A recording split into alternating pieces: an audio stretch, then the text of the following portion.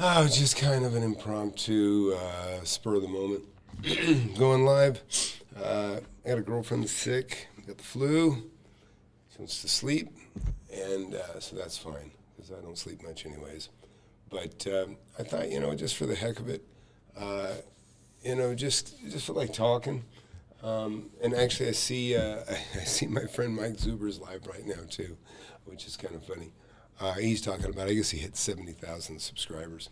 But what was kind of on my mind today is it's just perspective, looking back over the last 45 years, and I met so many people around the country, all over the USA and really even the world now, and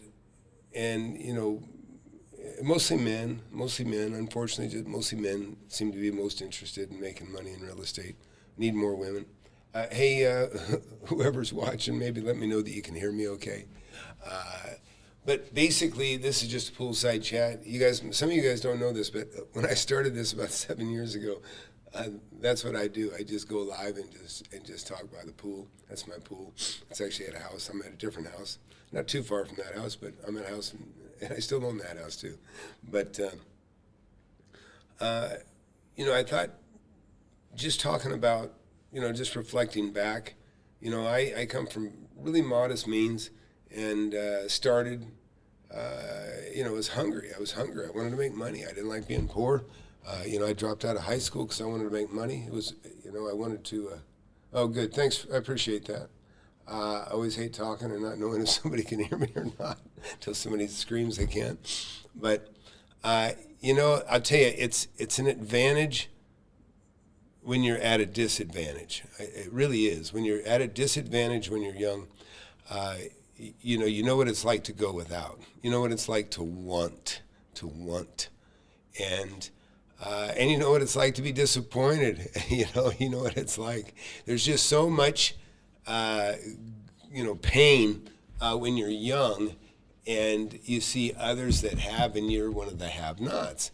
And, that could be, happy family, that could be, a dad being around or mom being around. And I've been without both at different times, and I'm not crying or complaining, believe me, I've had a blessed life. But it's those things, it's those going without, it's that not having that really makes you strong and really makes you want and really makes you determined to get the things that you do want. And so what I thought, look, you guys know my book, right? Wake Up and Smell the Real Estate. And, I read my own book once in a while. And it's actually good. It kind of keeps me on point. It's a great exercise when you write a book. When you write a book, you really have to think about, what you've learned. And it really makes you a better instructor when you teach. It really does. I mean, if you've actually been there, you guys know me and fake gurus. I can't stand, there's so many people so full of crap out there. It's terrible. And that's what I really, really hate to see is it's the worst thing in the world. And I think politicians are scum and fake gurus are the same. They will say anything for a dollar. And maybe, I'd like to think that they don't know the damage that they cause. When somebody young or just somebody gullible trusts you, and then you walk all over them. You take advantage of them. You tell them you're more experienced than you are. You tell them that, and I mean, this is what fake gurus do. And it's terrible. And it's just like a politician, right? They'll say anything to stay elected. And, but what I want to say is, if you want to make money, there's nothing better than buying used and reselling. The advantage of buying and used should be obvious. Most people don't have enough common sense to understand this, but when you buy used, you have the opportunity to buy something for a fraction of its value. If you buy new, everything's new. There's no cheating it, right? In other words, you're buying everything brand new toilets, new sheetrock, new, whatever. When I remodel, I'm reminded of new all the time, right? And I'm doing a lot of remodeling right now. We got multiple crews that work for me, and we do a lot of work. And my background is construction. I don't really do so much now as I point, but I got the war wounds. I I got a thumb that's missing about, I don't know, 3/8 of an inch, I think, about 3/8 of an inch. And again, it's these kinds of experiences that are real that, that gives you respect for the saw blade. It gives you respect for slowing down, taking your time, pushing material through. And same with, real estate. You're in good times, you can be a rock star very easily. And like right now, you can see that, real estate is tougher. Now, for me, no, not so much, because I was started in the worst of times, and so I've constantly been, doesn't matter, good times or bad, each one brings an opportunity about. But the people that don't know that are the people that just simply buy and the values went up and they feel like a rock star, but they really never really suffered downturns. They never really had to do anything that would be, exceptional or would equate to experience in overcoming things. Well, I've been through all that stuff. I bought a house last week, and I bought 4 houses, 5 houses total, in probably the last 18 months, something like that, and making money on every one of them. And I've already flipped one, and the only reason I flipped that one was I wanted to flip it inside of a month, just to show everybody that you can. And the others I kind of held because if you guys know me, if you don't, and by the way, listen, if you're just getting here, hit that subscribe button. This probably won't even stick around very long, but I've got a book, Wake Up and Smell the Real Estate. It's been a bestseller on Amazon, Audible, and Kindle. But what I was going to say is, those experiences, they make you stronger, but you learn from every one of them. And you when there's down times, you understand the behaviors of people, and the things that they do that bring about opportunities. And what's really cool is the things that bring about opportunities in real estate are I'll stick that in the corner just so everybody knows I'm a real estate guy. In case it's not obvious for those of you who just came in. That's what I do. That's what I've been doing for 45 years, is buying and selling real estate. So let's just talk about the cost. So look, I dropped out of high school when I was 17, went to work in the cabinet shop for 2 years, not even 2 years, probably 18 months. My boss went out of business. It was tough times anyways. I started building cabinets, even though I didn't really know what I was doing. I knew enough to nail boxes together. Now I'm kind of a quick study. I'm good with math. And I started building cabinets, and and I solicited people. Hey, you need a cabinet? You need something? And I'd find work on the street. Then pretty soon within the city, and then pretty soon I had to move out of the garage into a building, and rent a space. And then times were tough. I didn't want to give up. And this is what I love about entrepreneurs. You never give up when you're an entrepreneur. You never want to go to work for anybody. You just want to be self-employed. I moved into the office. I lived basically in the building in which I was, creating sawdust and making cabinets. And because you never, and that's what I like about my clientele, meaning my tenants. My tenants are all entrepreneurs. I know they'll do anything to survive. And, it's sad when you see one fail. But, which I got something like that kind of going right now, unfortunately. But, and it was somebody finding out that I was living in my building that pushed me out, said, hey, you got to go live somewhere else. This place is going to catch on fire. You're going to die. I'm going to get sued. And which led me to finding the first piece of property that I bought. And so 19, I had the revelation that you can buy property with no credit, and you can buy with little or no money. And just to explain it to you, I put $500 down, as I remember, and I had a 6-month escrow. That I do remember perfectly. And I had the right to occupy the property. So I moved in, and I figured I'll be rent-free for 6 months. And I need to come up with 10 grand by the end of the 6 months, which was easy because I was living in the place, and I needed a place to rent anyways for my cabinet shop. So $1,000 a month was nothing. This is back in 1981, but it really was nothing because you still had to live somewhere. $500 a month rent, or you pay $1,000 a month even back then, for a house. Oh, you like the pool in the background? Yeah, they change its colors. If I had the video running, it'd be changing blue, green, pink, and different colors. But I want to tell you that there is a cost if you really just bear down, and especially if you know nothing. I knew nothing, so I had to learn everything the hard way. and everything in business. I didn't have anybody to teach me about business, but I role modeled. And when I say role modeled, I looked at people that were more successful than me, and I just tried to figure out what they were doing. Now, I have a mentorship, and I don't care if you get in my mentorship or not. I'm not selling tonight. But my students have done so well because they did trust me, they did believe me, and now they're getting richer quicker than I did. But it's because they have a mentor, right? They have somebody actually that they can trust, number one, and that has a history of success. And so that's been very, very good for them. And it's rewarding to me, and I'm getting off track here, so forgive me. But believe me, when I went to work, I was living, in my building, and I felt like a failure because I didn't really have money. I was just struggling to survive. But I should have been proud. I had this 6,000 square foot building. I was buying it by myself. I was 19. I remember a girl next door asked me to take care of her dog. It's in the audio tape. It's not in the book, but it's in the audio tape. And she gives me her dog, and a little dog called Scooby. I remember her dog. Really, really pretty girl. And she worked at the building next door in a thing, they called it Whirly Ball. It was kind of like a roller rink with motorized buggies, and they'd, electric things, and they'd make a basket at each end. I never played, to be honest. But she come over, we talked, we were friendly. I'd go over there and I'd buy soda during the day, and I'd be sweating like a pig, working in the shop, no air conditioning. And one day she says, "Hey, I got to work." She said, "You want to take care of my dog for me?" She liked me.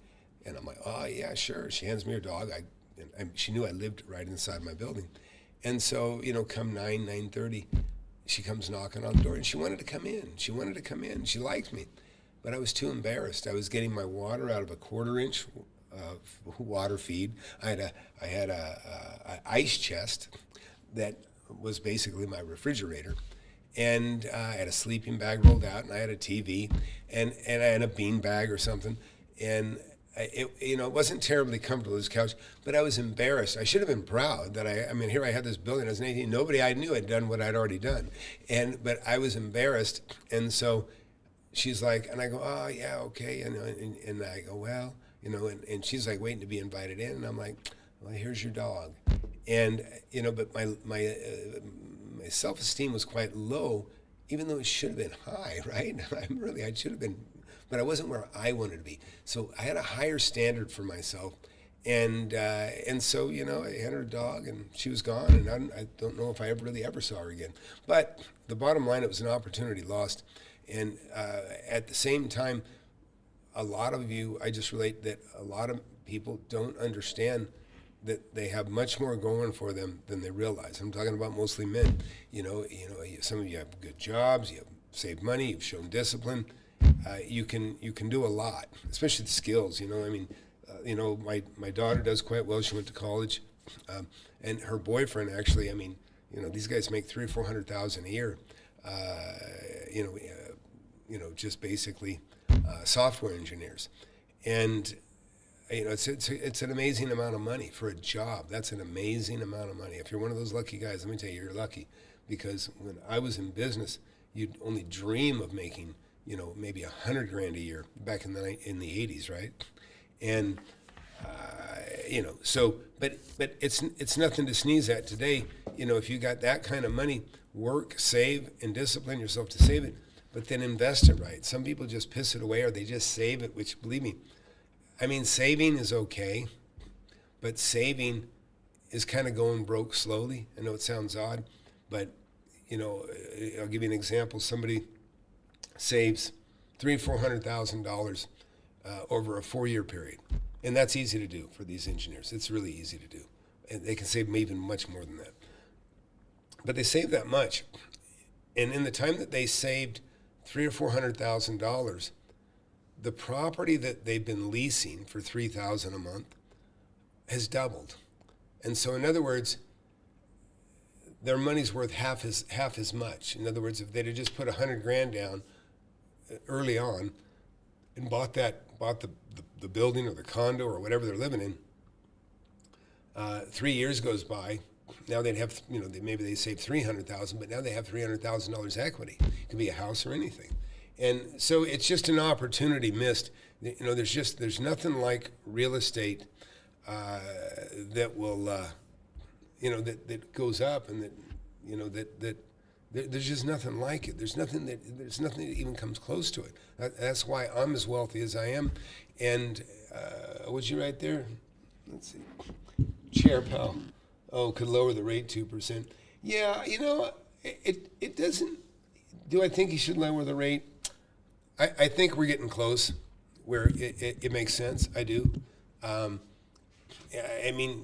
Listen, it's all politics. You'll learn this too, over a lifetime too. You'll learn that, politicians are scum. And I know Pal's not a politician, but it doesn't mean he can't be rattled and pushed and intimidated to do things. He said he wasn't going to lower the rates until inflation got down to 2%. It was in the threes, but it was a political favor to Biden. He lowered it. He lowered the rate. He didn't keep his word. Big wow, right? Nothing unusual there. And now Trump is in, and Trump has actually got inflation smashed way down. I believe it's below 2 right now. And Powell could lower rates, but he's not doing it. And so it's funny, and this is, you catch guys in these lies all the time. And so I'm a big Trump fan. I've met Trump. I'm a VIP donor. I've talked to him, shook his hand, met Rudy Giuliani. In fact, I think Jeff Sessions was actually there when I was there, but I didn't talk to him. But you can see what a world of difference it makes with a businessman in the office, right? When you got a businessman, running the White House, everything changes. They understand numbers, and most people don't understand numbers, and that's why most people don't get wealthy. That's why most people, they buy one home, and that's usually the home they're going to die in, or they're going to live in it until they can't take care of themselves, and they go to the home. It's funny. I was watching a video. In fact, I could share it. I should share it with you guys. You can get a kick out of this. It's a video from 2006.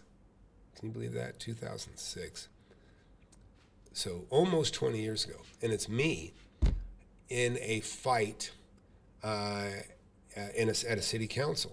And I've got, some disingenuous people on a board within an HOA. And I made them look really stupid. And I prevailed, and I won, and I got what I wanted, which was a rezone. I rezoned a property. And, I had $1 million on, at stake in that meeting, and which was a lot of money, In 2006, it was a lot more to me then than it is right now. But, I was boiling mad inside, let me tell you. But I won, thank God. But back to, the main thing about, listen, learn as much as you can. Your 20s, listen, you can have fun along the way. Some people have a better balance of it than others. I got one student, he's 30 years old, he's got 4 kids, and he's a multimillionaire. And he was already doing all right in his real estate. He wanted to learn about, commercial, and he got into the class, and now he's probably made $5-6 million now. And so he's far ahead now than where he was when he came in. But he's young, but he would have been fine anyways. He would have done all right anyways. He's just getting richer quicker. And now it's like on steroids, making money on steroids, to be quite honest. But that's the difference. If you're smart and you have a good mind and you have a good mentor, you can just accelerate so fast. And I've got several students in my class like that. In fact, I had 2 students in 1 month that both made multi-million-dollar deals, single deals, multi-millions, and both of them had made more than $1 million cash and equity, prior to that, in the prior 2 years before that. They've both been in about 3.5 years. And it really is a cool alumni of really primarily young men, but we got women too, not that many, but I'd like to see more. In fact, I take text all the time, right? I take text to answer questions, or and some of my students just share, hey man, check this out, look what I got, look what I bought. It could be sometimes it's a tractor to finish off something they're doing with a piece of land, It could be, it's just so many things. It's a fantastic small community, but a smart community. So what's on your mind? Anybody watching here? I mean, you're 30 years old. Anybody here got 50 to $500,000 saved? Nobody's gonna know who you are. Just say. But talk about it. Listen, that's the best thing about being in a network of smart people. And I don't even like to say community. Pace Morby's ruined the word community because he's got such a dumb community that it's just terrible. I mean, and I hate to say dumb, but it's just a gullible bunch. I had, in fact, my mentorship, my webinar the other day, I had a Pace Morby Gator. I call him a Gator victim because that's how he feels. There's just so much silliness out there. And I don't know why there isn't a lot of common sense. But you guys can see when you see the protesters, when you see people throwing rocks at cops and ice and this, that. I mean, you can tell that there's a lot of stupid people out there, and they're being used. They call them useful idiots. Saul Alinsky wrote a book. What was the name of that? Rules for Radicals, and it basically just describes how to use stupid, gullible people in a political manner, and that's exactly how these people get used, and. But it happens in a number of ways. It really for just people that just get taken for their money, But anyways, I just wanted to rant a little bit and share a little bit. But I can tell you, like I say, I probably didn't have a lot of social life through my 20s, and I played, but I was probably not a very good guy as far as the gals would think. In fact, I had a thing called MOWOCA, MOWOCA. That's for money, women, cars. Money, women, cars, MOWOCA. And it was kind of a word another friend of mine, another shallow friend of mine would share. And that was pretty much the order. It was money, number one, women, and cars was a distant third for me. Ironwood Road, hey Tom, the walkthrough video with Rich was great. Yeah, glad you enjoyed that. Yeah, that was a really. And listen, yeah, Rich, great student. He got the Elon Musk letter. What have you done in the last 7 days? And he answered it, and they said, hey, how about you quit and we give you 8 months pay? And you know what? He said, I'll take it. And you know why? Because he just made about $2 or $3 million on that walkthrough video that you just saw there. So it's very, very real. Let's see. Bill wrote, moved outside Lubbock, Texas, and bought a small home, cash, and my wife and I run a small business from home, but maybe I'll look at real estate more in the future. Always enjoy the video stuff. Bill, you should. And the only reason I know Lubbock is because both my daughters, whatever, guns up or whatever you guys say out there. I didn't pay attention too much to the college because I wasn't a big advocate of it. But my girls both graduated there in Lubbock. And but you should. You got the big circle around. Lubbock's got just a big circle around it, and it's gonna. It's turning into a wine town. I think they're growing grapes out there now too. Hey Russ, good to see you. Russ is another guy. Russ, I was just talking about you. Russ and Rich, and I mean I got Shane. There's so many people I love bragging about that are in my class. But Russ is one of those guys that he was no slouch. He was, like I said earlier, that's the guy I was talking about. Is Russ, who's in here right now. He was already. He was going to be on the road to do very, very well. Young guy, driven, 4 kids. He's 30, probably 31 now.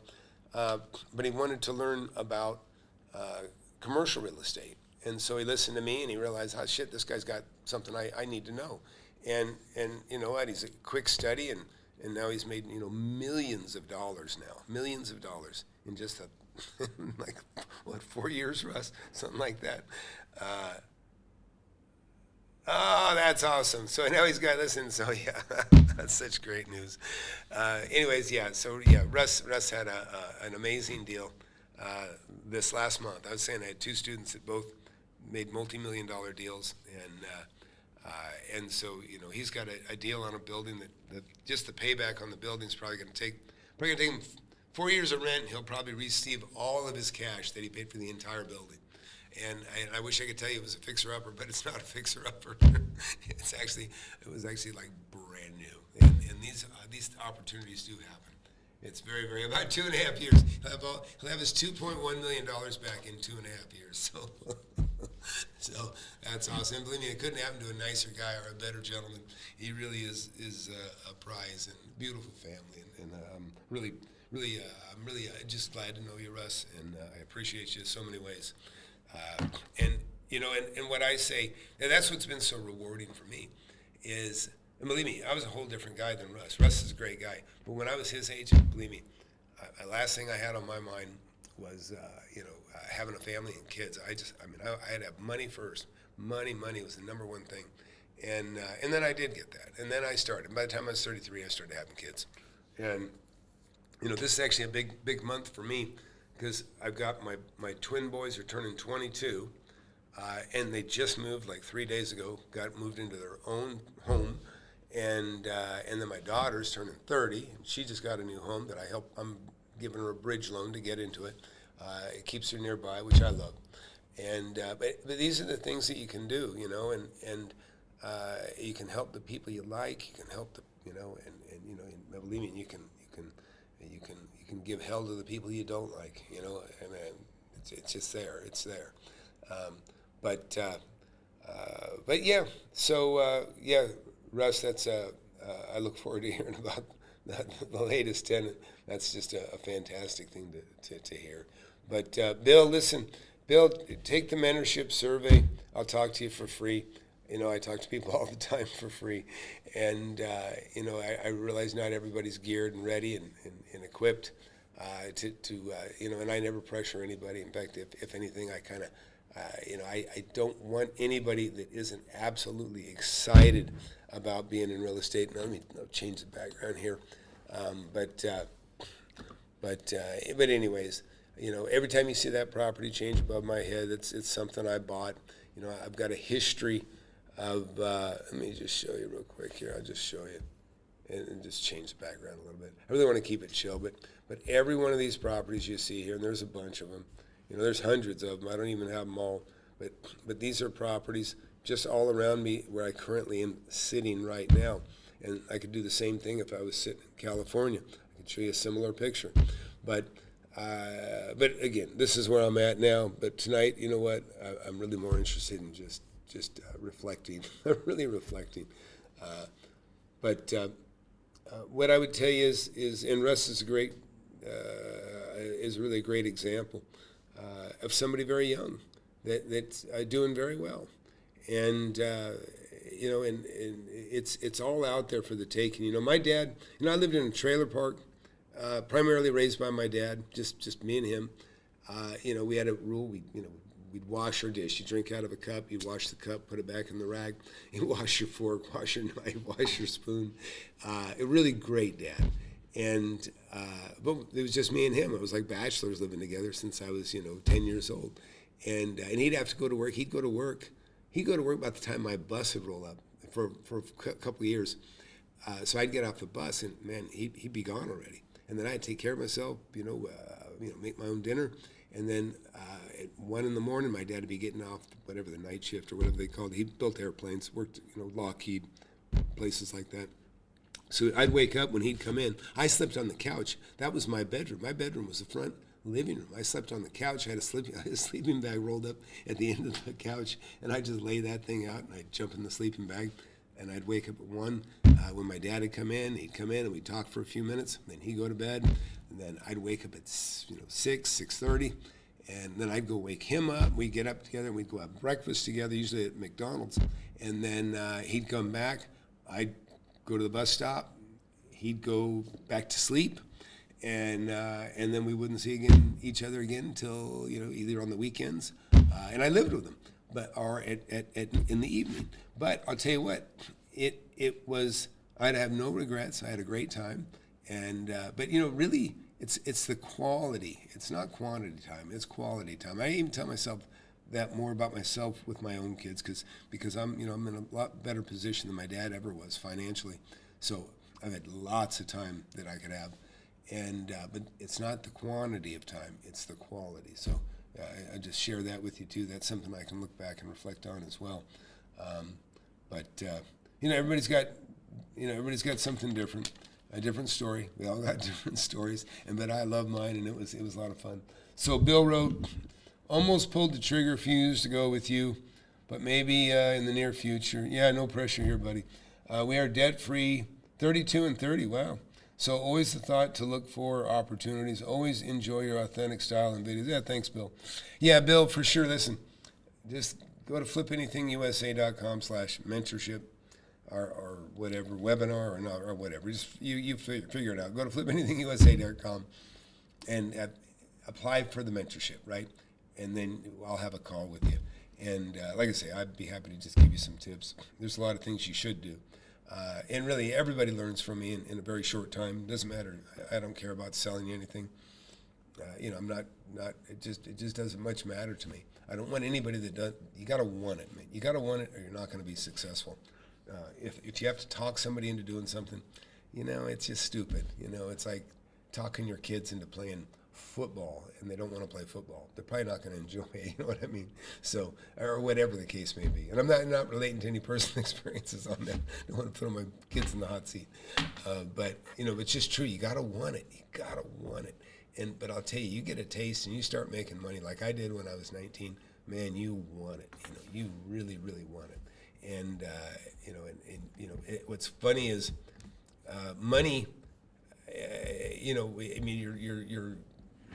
Your lifestyle, where you're at living. I mean, listen, I was raised in a trailer, right? Trailer in a trailer park, and Space 15, Golden Sands Trailer Park. I am thankful just having, even today, and it's not that I think about it all the time, and I'm not that super humble. I can drink a couple $1,000s worth of wine a month, but when I'm drinking wine, but I appreciate, and this is what I tell my kids. I said, listen, you can buy the best eggs, you can buy the best meat. I don't care if it's hamburger or steak or whatever. Just having a food full of fridge. Let me tell you, when I was a kid, my idea, what a steak sandwich was to me, was 2 pieces of bread with mustard on each one, and then just drench it in Worcestershire. That was the steak. It was liquid steak. That felt like a treat when I was a kid. That and cinnamon toast. And so having good food at home and just being able to eat, and you can do so well. If you've got enough money that you can eat well, and you can eat well, but you can eat out. I ate out a lot, by the way. When I was younger, because I was so busy working, I'd eat out almost every meal.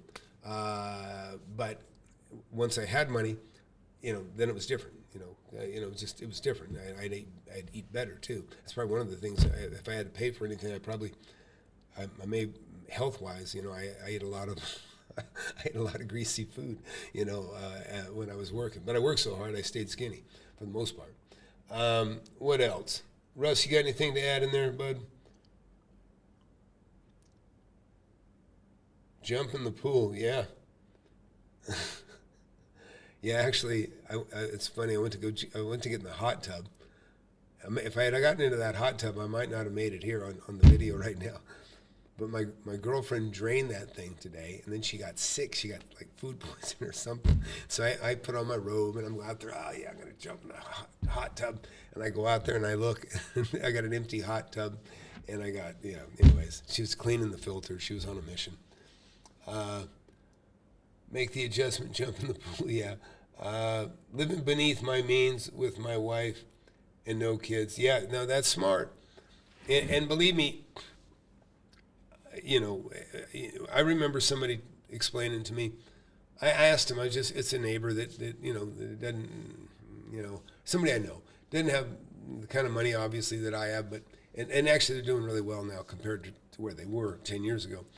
But I remember just making conversation. They bought a new used car. I think it was a Honda Pilot, and I said, "Hey, what kind of mileage does that thing get?" And she said, "I wouldn't know." And I go, "What?" And she says, "No, I only get $20 a week for gas." In other words, her budget was $20 a week for gas. She never filled the tank. She really didn't know what kind of mileage the thing. And that's just one of those aha moments. You don't fill your tank. Shit, I fill my tank. I fill my refrigerator. I fill my wine rack and I don't even think about the cost. I don't even think about it because I'm detached from it because it's so insignificant, and when I was a kid, and I was working, it didn't matter. I was making $8 an hour. I didn't think, I still ate out, I'd get breakfast, I ate out. I didn't think about it. You know what I mean? I worked a lot of hours, and and then I was self-employed, same thing. I made enough that it was better money spent to just pay to pay for it, to pay for the food. And even probably for me today. But I enjoy. I make breakfast for my son every day, or 5 days a week when we work together. What'd you rate copy good? Big Beautiful Bill now allows total depreciation after 1 year. Does this apply to homes, commercial? This could be a crazy boom. No, but there is accelerated depreciation, and there's opportunities where you can do with that. Take a gain on one thing, accelerate the depreciation on the other, and offset some things. I generally haven't had to so much. Russ has got some stuff to share. He said, yeah, I grew up eating block cheese, powdered milk. Yeah, I know powdered milk very well. Made me super motivated to get my real estate license at 18. Before real estate sold pepperoni sticks at Walmart. Yeah, that's great. I'll tell you one of the things I did, Russ, is I could buy a little vial of cinnamon oil from the pharmacy for I remember it was like $1.29 for a little vial of cinnamon oil. And then I could get 1,000 toothpicks for about the same price, about $1. And then that cinnamon oil, just drizzle that over the toothpicks and make cinnamon toothpicks, right? And I would sell those in school, and it was like the best thing in the world. They're like diamonds because they're skinny, they're small. You can stick it in your mouth. The teacher can't see it.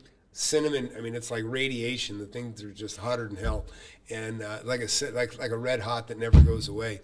And so I'd sell a cinnamon toothpick I'd sell it for a nickel. I'd sell it to you for a quarter if you had a quarter. I would just make money on cinnamon tooth, and they're small, they're stealthy, and then I got caught and the teacher ripped them to shreds, and that was a big controversy at the time. Nick wrote, I missed the webinar the other night when you did the video on Pace in his airplane. Any replay links or do the webinar every so often? Or, I did the webinar and on the Pace Morby thing, and I'm not gonna ruin this evening by talking about that guy. I really don't like him. And Pace, it's I'll tell you, I'd be glad to talk to you anytime. Go live together. I know you don't really know much about real estate, and it shows in everything that you do. You spend more time. You got the recommending people buy an airplane. I'm buying airplanes, and you should too. And I saw a lot of aviators criticize the shit out of that. I didn't even watch the video, to be honest. But what I did is I put the question to AI, and of course unequivocal no. And it's so stupid for all the reasons it would come to anybody's mind. Common sense, the liability, the cost. Listen, I used to fly a bunch when I was a kid. When I was a kid, I had a buddy, Dean Thompson. He was kind of a trust fund kid that I knew a little bit, but I had free time, so he liked me because he had money, and it's like, okay, great, let's go. And we go rent airplanes out of Bud Whalen's in Van Nuys, and we'd go fly around. And he wasn't a terribly experienced pilot, but he was good enough, and and it was a lot of fun. It was a lot of fun. So I love flying, but you have to know. Planes have to be. They have to call them annuals. They get checked every 2,000 hours. That's life and death. That's a contraption that it's not like you get a flat tire. You just pull over the side of the road. Flat tire on an airplane. Could mean you're gonna spin to your death. So no joke. And like I say, it's just irresponsible. To throw out kind of stupid advice like that. Russ wrote, now super excited to the commercial world that you opened up to me. Yeah, super grateful. Thanks. I appreciate that. No, and it's exciting for me to watch. Believe me, it is so cool. And like I say, Russ, I tell everybody, you can, maintaining what you got. And, it's funny because I can reflect on a lot because, believe me, Russ is a super attentive student, lots of questions. we've handled a lot of different issues and problems that he had, that I've had before. So that was quite rewarding. And we're not talking about just real estate. We're talking about business stuff. But what Russ knows now better than anybody is that just patience, diligence, and just keeping your eyes open and moving fast, because that's a big part of it. But you got to know what to look for. You got to know what kind of clues to, and he's developed a nose like nobody else, and so no matter what, he's going to do fantastic. If ever I get a plane, I will buy the one with the parachute. Yeah, the Cirrus. Yeah, I agree. I really do like that one too, by the way. In fact, I went to go get my pilot's license not that long ago. I thought, man, I better do this. I got past the physical, and then I couldn't find a pilot that would fly me because I didn't have the COVID shot. Every one of them, the schools, they said, nope, we're not flying with anybody that hasn't had the COVID. The big COVID hoax, just such a shame. Anyways, but flying's great. Whatever you do, man, I would not get an 8-seater. I wouldn't try to fly the whole family around. I wouldn't do it. I rented an 8-passenger plane once. It was a piloted plane, chartered, and I flew from one island to another in Hawaii and flew around. Nick wrote, 7 p.m. webinar, I'm well aware you don't care for pace, LOL.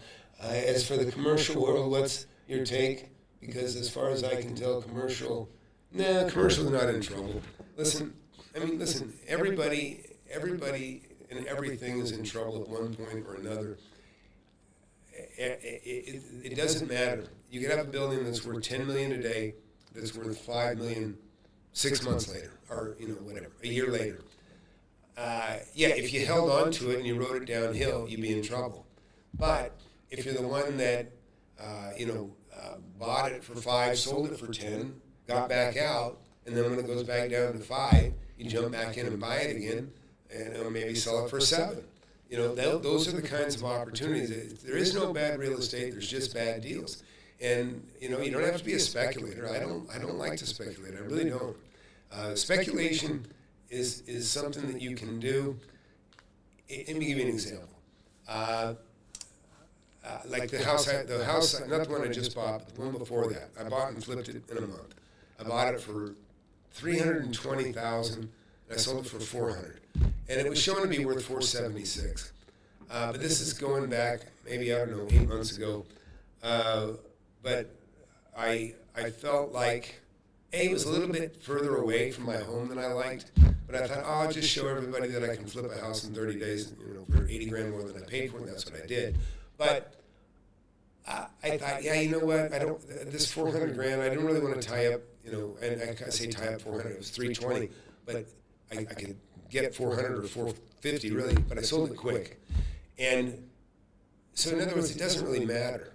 And maybe after I sold it for $400,000, that guy could have sold it for $420,000, or maybe I sold it right at $400,000, and maybe if interest rates goes down, everybody's property goes up in value. Interest rates go down, everything becomes more affordable, because most people don't say how much, they say how much a month, and that's all they worry about is how much a month. Can I afford this?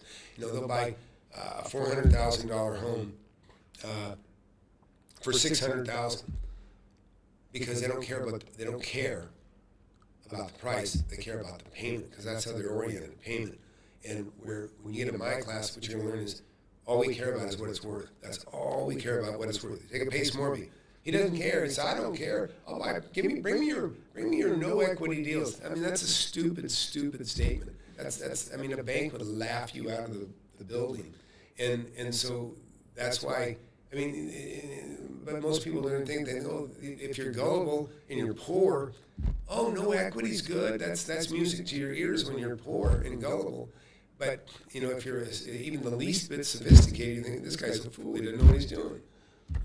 Russ wrote, you can get once in a lifetime deals right now in commercial. Yeah, but you can do them at any time though. Really, you can do them at any time. Russ got. It's not. Believe me, Russ, you're going to do it again. It'll happen again.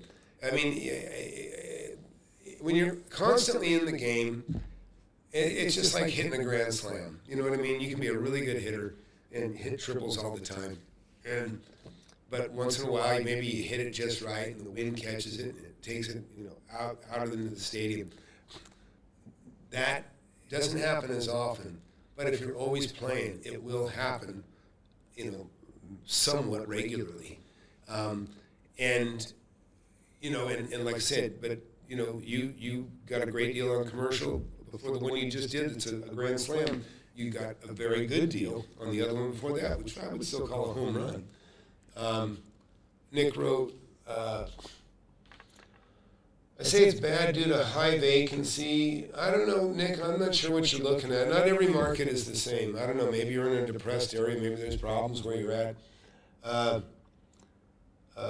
say it's bad due to high vacancy, lender write-downs, using an example of Dallas deal that Ken McElroy was looking at a couple of weeks ago. Yeah, I don't even know about Ken McElroy's expertise, to be honest. When I see him got his arm around Pace Morby, I just think, it's like even Graham Stephan. Graham Stephan, who I think is a nice kid, I think he's a decent guy, but he hosted a video with Pace Morby, and Pace Morby tells this story, and he told the same exact story to Jerry Norton a year before or a year after.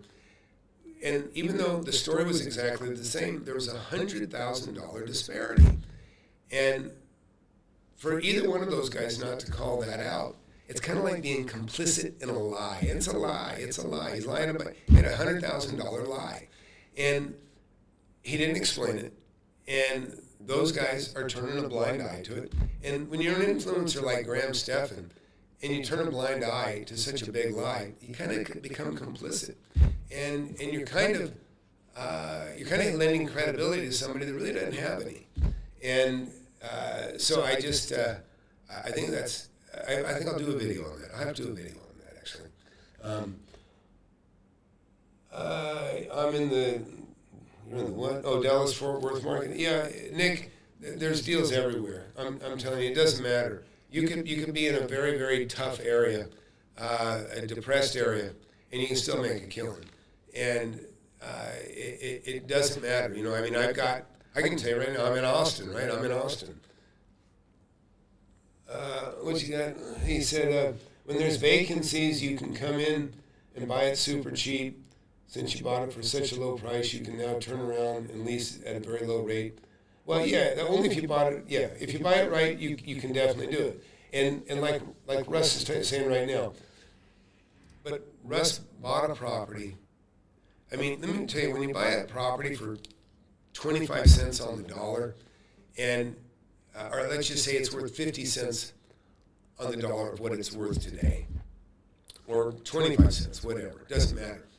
But maybe you're buying it for 10 cents on the dollar. I mean, and Russ has got a deal he bought for less than 10 cents on what the total purchase price had been less than 10 years ago, 5 years ago. But the price has dropped significantly. But even if it dropped to 10 million or 5 million, and Russ buys it for less than half, in other words, it doesn't matter that the value went down so much. He still got it for half of what it's worth. He made his money the day he bought it, and that's the beauty. I mean, that's what's always out there. And simultaneously, while Russ is doing this in one state, one of my other students doing the exact same thing. And I can look back and I mean, I did it. I probably did it 15 years ago. I had one. I bought a property that was about 800 grand under market. And then go back to 1995. I bought a piece of land that was worth, I got it for $210,000, and it was worth about $1 million. And $800,000 back in 1995 was, it's like making $2 million. And so it doesn't matter where you're at. It doesn't matter where you're at. The opportunities, it doesn't matter. I'm just telling you, it absolutely doesn't matter. Especially if you're in an area that's filled. Like if you're in a city that, in other words, has all the infrastructure, has all the people. Now, I can tell you, I've seen commercial go to pop when people are overbuilding and commercial guys start speculating and they build outside they build kind of outside the city limits or right on the edge of the city limits. Not a good place to be. The properties that are well within the community, those things survive. They always do okay. I mean, you can still pay too much, but when you get the ones that are kind of like on the outside, and then all of a sudden they're not, what they're planning on is the community continuing to grow so that eventually they would be in the middle of it, and it doesn't happen. And so while they're sitting here, then they go belly up and broke because none of the things happen that they were hoping would happen. Ironwood Road. Oh, let's see. I'm in Phoenix, and I've met Pace and Jerry. They're marketers first, investors second. There's very few real, no, I agree. Listen, even Jerry Norton, I'm not impressed. In fact, I mean, I testimonials from what I'd seen is, one of my students got a $10,000 finder's fee. So what, 2 people got 10 grand? He took over a deal and gave them each 10 grand. I mean, are you going to get in the course for a $10,000 finder's fee? I mean, it's stupid. But again, I've never seen, like I say, if you're willing to take advantage of gullible people, you can go far. You really can. You can go far. If, it's just, if you want to be a big pretender, you can go far. You can make a lot of money. But you may have trouble living with yourself later on. That's what I'll say about that. Russ wrote, whatever happened to that one deal you wanted to buy that was sitting vacant for a few years, and then they put a grocery store? Now that is an interesting story. Okay, I knew you were going to think about that, Russ. I knew you were going to think about that. That property. And I'm going to do a video on this. I plan on, actually, we'll talk about that in the class tomorrow, by the way. So I've got a mentorship. Our mentorship meetings are 10 a.m. Central Time, Saturdays. And Russ will tell you, I rarely ever miss one. And I mean, we have over 500 hours of mentorship meetings now, which is an accumulation of basically, 3.5 years, 200 meetings that average 2.5 hours each. So that one has a very, very unique situation, and I'll quickly share it with everybody here. So, can I do it? Let me see. I'm not super prepared, guys. Let me see. But it's an interesting one. Can you see this? You can see that. Maybe I can do it. I'll rough it. So, what he's talking about is, we had a community, right? Yeah, I got a pen that doesn't work. Hang on.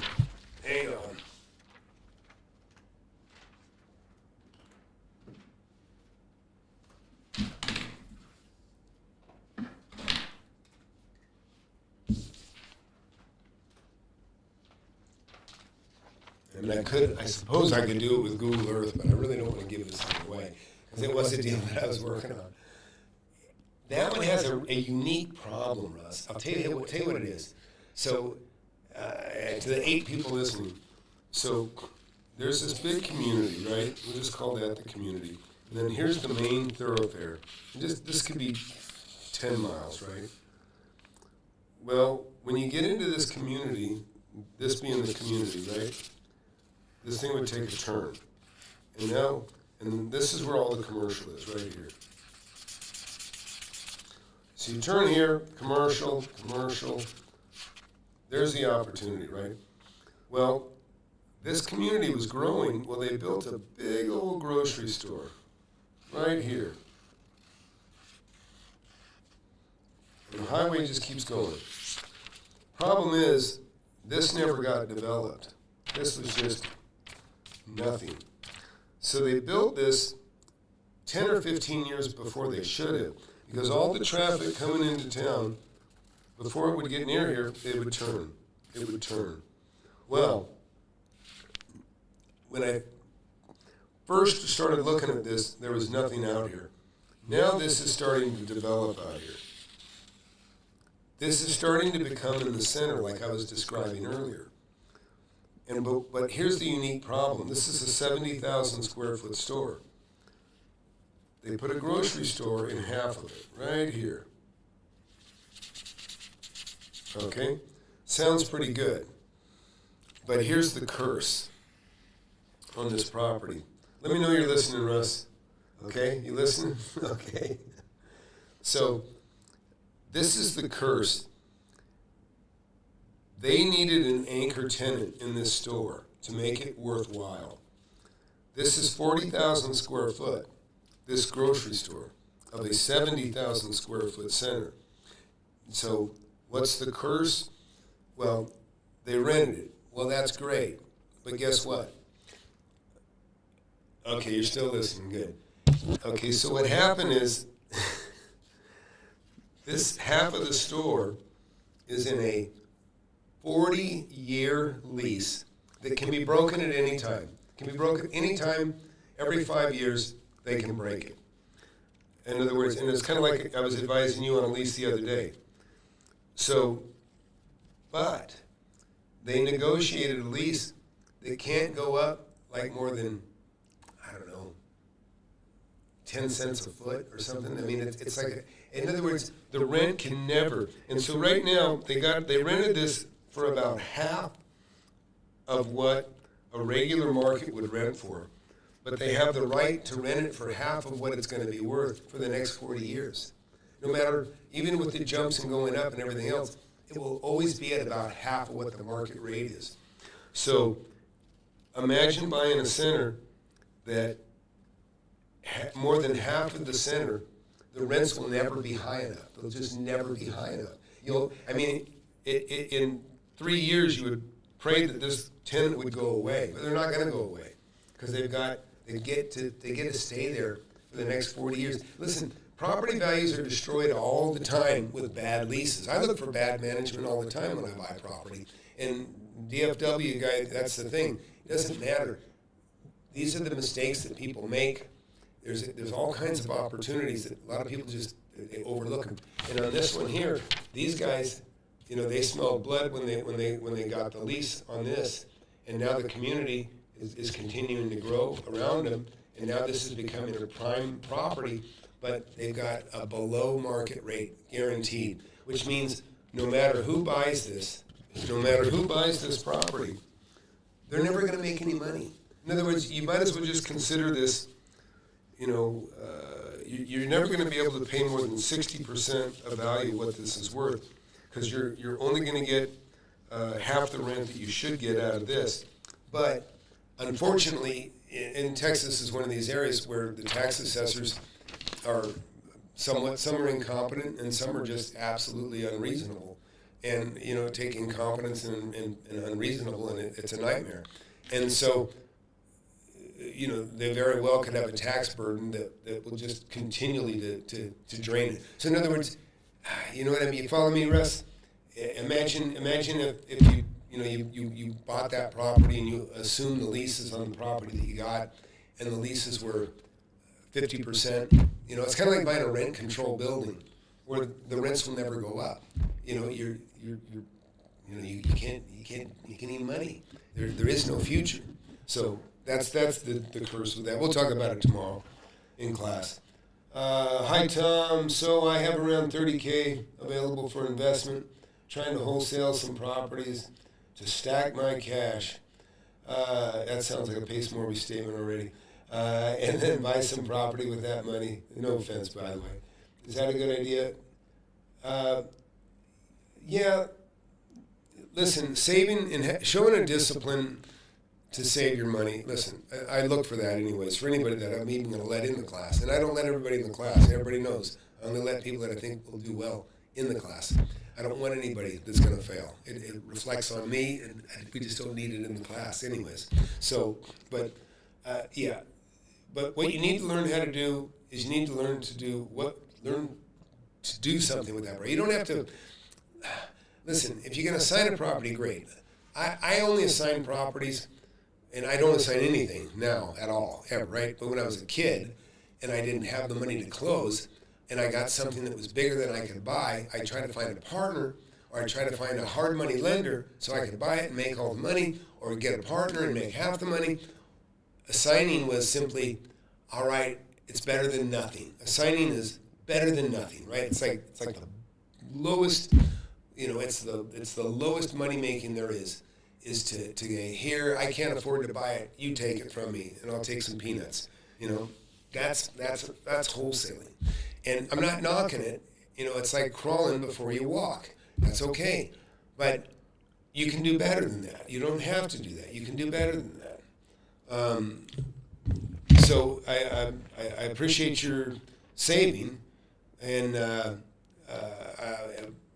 but really, I got a guy that would come into my webinars a lot, and 40 grand, and I would even, after the webinars closed, I'd sit there and talk to him, and I'd be like, geez, man, nice guy, and I told him, I go, listen, you need to spend, 5 grand to know what to do with the other 40 grand that you have. Because everything you're talking about, this is what I'm telling you, everything you're talking about is going to doom. You're going to ruin the 40, okay? Because you're too cheap to spend 5 or 10 on, a mentor. And that's just the truth of it. If you don't know what you're doing, you're going to probably piss your money away. You know what I mean? Or at best, you're just going to save and not invest, which is, better than taking bad advice or, doing some sub-2 crap. But, it's just...